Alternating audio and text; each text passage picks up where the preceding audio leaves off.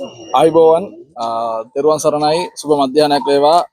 අපි මම කෝසල පත්තිනිගේ සසුන රැකුමට ගෝලීය සිංහලකම සංවිධානයේ වශයෙන් උතුරු පළාතේ සහජීවනය ගොඩනගන්නේ නම් අපි මහා සංඝරත්නය පෙරටු කරගෙන මේ පළාතේ ජීවත් වෙන නායක ස්වාමීන් වහන්සේලා සමග මේ පළාත් තුළ ජීවත් වෙන සිංහල ජනතාව සමග අපට උදව් කරන දෙමළ මුස්ලිම් සියලු දෙනා එකතු කරගෙන අපි මේ ආවේ අවුරුදු 40 30ක යුද්ධ තිබිලා යුද්ධ අවසන් වෙලා අවුරුදු 16ක් වෙලත් මේ ප්‍රදේශයේ සිංහල ජනතාවට පදිංචි වීම අහිමි කරලා තියෙනවා.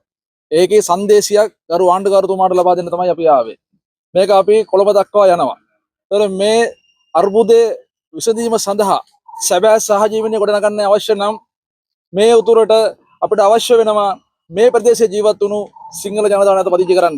දකුණු පළාතේ ගත්තම කොළඹ මම ජීවත් වෙන ප්‍රදේශය ගත්තත් දෙමළ හින්දු කතෝලික මුස්ලිම් ඔක්කොම එකට ජීවත් වෙනවා නම් ඇයි අපිට යාපනයේ ඉඩමක් ගන්න බැරි? ඇයි අපිට යාපනයේ ඉඩමක් ගන්න තහනම් වෙලා තියෙන්නේ? අන්න ඒකට උත්තර සොයාගන්න තමයි අපි ආවේ. කාටවත් විරුද්ධව නෙවෙයි, සහෝදරවත්ම අපි කොළඹ එකට ජීවත් වෙනවා නම් එහෙනම් මෙහෙත් ඔක්කොම එකට ජීවත් විය යුතු අයිතිවාසිකම තියෙන්න ඕනේ.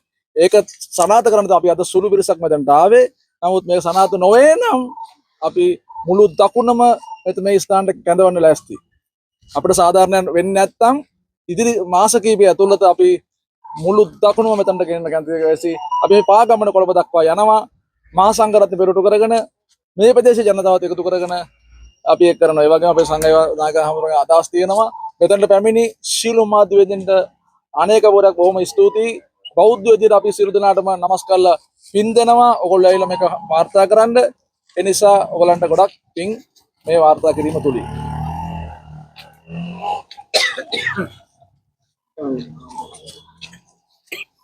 මම විපිලදෙනිය ධම්මප්පිය හාමුදුරු සසුන රැකුමට ගෝලීය සිංහල සංසදයේ සමාජික විශේෂයෙන්ම අපි මේ උතුරු පළාත් ආණ්ඩුකාර කාර්යාලයට අද ආවේ යුද්ධය ඉවර වෙලා තියෙනවා. වසර 16ක් ගත වෙලා තියෙනවා. වසර 17කට තුඩු දෙමින් තියෙනවා. මුළු රටේම එක නීතියක්, එකට සාමකාමී පරිසරයක් හදන්න ඕන කියලා හැම දේශපාලකයෙක්ම හඬ නගනවා. හැබැයි උතුරු පළාතට ඇවිල්ලා බලපුවාම තාමත් බේරා නොගත් ප්‍රදේශයක තියෙන ලක්ෂණ තමයි මේ උතුරු පළාත් සභාවේ තියෙන්නේ. උතුරු පළාත පුරා ව්‍යාප්ත වෙන්නේ වෙනමම නීතියක්.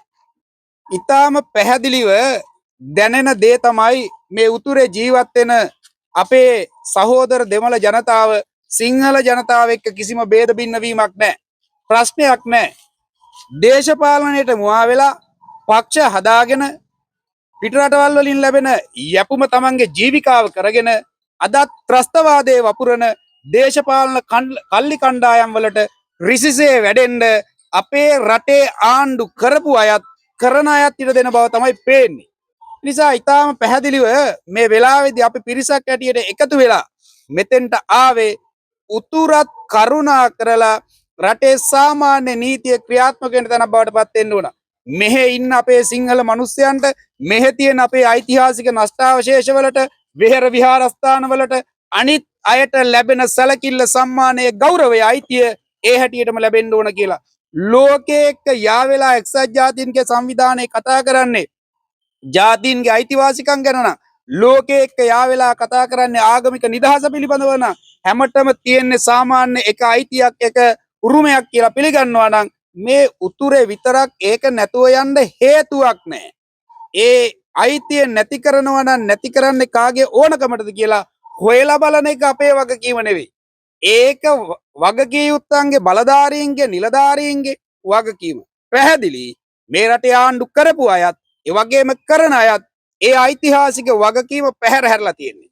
ඒ නිසා මේ රටේ ජීවත් වෙන හැමතෙම තියෙන උරුමය මේ උතුරේ ජීවත් වෙන සිංහල බෞද්ධයන්ට විශේෂයෙන්ම ඒ වගේ අනිත් හැම දෙනාටමත් ඒ හැටියට ලබා දෙන්න වර්තමාන පාලනයත් කටයුතු කරන්නේ නැත්නම් මෙතන කිසිම දේශපාලනයක් නැහැ. මෙතන කිසිම පාක්ෂික භාවයක් නැහැ. හැබෑවටම දේශපාලනයක් තියෙනවා. අපේ රටේ මිනිස්සු දේශපාලනය දකින්නේ පාට පක්ෂ වලින්නේ. හැබැයි මේ තියෙන දේශපාලන ප්‍රශ්නයක්. මේක දේශපාලනයේ විසින් විසඳිය යුතු ප්‍රශ්නයක්. යටිතල පහසුකම් එක්ක මිනිස්සුන්ගේ ඕනකම් එක්ක බැඳුණු හැබෑ දේශපාලනික ප්‍රශ්නයක්. ඒ හැබෑ දේශපාලන ඕනකම වෙනුවෙන් මේ බාරගත් ලියකියවිලි වලට උතුරු පළාත් ආණ්ඩුකාරතුමත් ඒ වගේම ජාතික දේශපාලන නියෝජනය කරන ජනාධිපතිතුමන් ඇතුළු ආණ්ඩුවත් එකතු වෙලා උත්තර සපයන්නේ නැත්තම් උතුරට වගේම කොළඹටත් මීට වඩා මිනිස්සු රොද බැඳගෙන එකතු කරන්න පුළුවන් බව අපි දන්නවා. කවුරු කොයි හැටියට කතා කළත් ඒ හැකියාව අපි සතුව තියෙනවා කියන එක ඉතාම පැහැදිලි. නිසා සසුන රැකුමට ගෝලීය සිංහල එකමුතුව හැටියට අපි ඉතාම සාමකාමීව අද යාපනයෙන් ආරම්භ කරන මේ ගමන කොළඹ දක්වා ගමන් කරමින් බලාපොරොත්තු වෙන එක දෙයයි. ඒ තමයි මේ රටේ සමහර මිනිස්සුන්ගේ ඔළුව හොදලා තියෙන්නේ දේශපාලඥයෝ. උතුර වෙනමම පිරිසකගේ, නැගෙනහිර තවත් පිරිසකගේ, ඉතුරු කොටස හැමෝගෙම කියලා. අපි කියන්නේ මුළු රටම හැමෝගෙම වෙච්ච තැනක රටේම ප්‍රශ්නයක් බවට පත් කරලා උතුරේ ජීවත් වෙන සිංහල බෞද්ධ අපේ හාමුදුරුවරුන්ගේ ඒ වගේම අපේ මිනිස්සුන්ගේ හෙට දවස සුරක්ෂිත කරන වැඩේ අතට අරගෙන එක ජයග්‍රහණයෙන් කෙලවර කරනවා. ඒ ආරම්භයයි මේ කියන එක අපි තාම ඕන කමින් සිහිපත් කරන්න කැමතියි.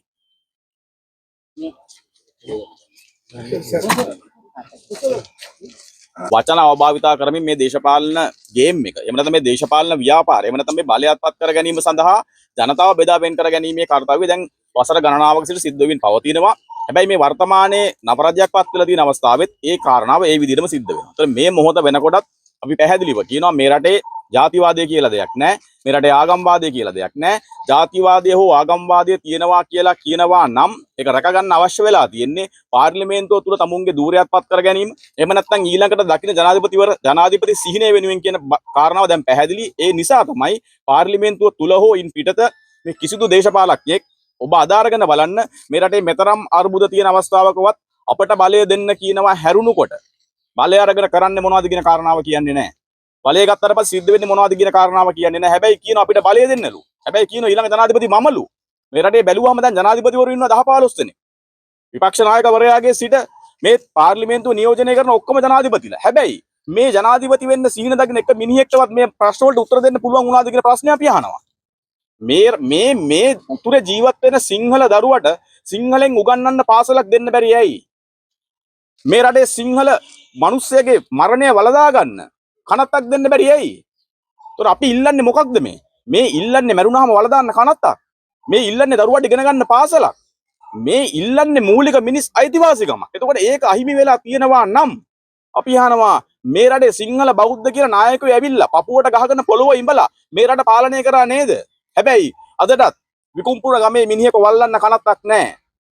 විකුම්පුර ගමේ මිනිහෙක් වල්ලන්න කනත්තක් නැහැ. ඒ වගේම නාවක්කුලිය ගමේ දරුවට සිංහල පාසලක් නැහැ. ඒතර පාසලයි කනත්තයි අහිමි වෙච්ච මිනිස්සු විදියට අපි අද මෙතෙන්ට ආවේ. හැබැයි මේක අරගෙන පාරිසරම් කරනවා වෙනුවට, මේක අරගෙන බැරියර් පෙරලනවා වෙනුවට, මේක අරගෙන පොලිසියට කියලා වතුර පාරක් කාලා ගෙදර යනවා වෙනුවට අපි මෙතෙන්ට ආවේ මෙන්න මේ ආණ්ඩුකාර කාර්යාලයට. මෙතෙන්ට පුළුවන් මේ ප්‍රශ්නේ විසඳන්න. ප්‍රශ්නේ විසඳන්න ඕන මිනිස්සු නිසා තමයි ප්‍රශ්නේ විසඳන්න පුළුවන් තැනට ප්‍රශ්නේ අපි අරගෙන ආවේ. දැන් පැහැදිලිව අපි කියනවා මේ ප්‍රශ්නේ විසඳන්න පුළුවන් තැනට අපි ප්‍රශ්නේ අරගෙන ආවා. දැන් මේ ප්‍රශ්නේ විසඳෙන්න ඕනේ. මෙතෙන් විසඳන්න බැරි නම් මේ ප්‍රශ්නේ අපි අරන් යනවා මේ රටේ ප්‍රධාන පුරවැසියා දක්වා. ඒ සඳහා තමයි අපි මේ අස්සන් ලබා ගන්න.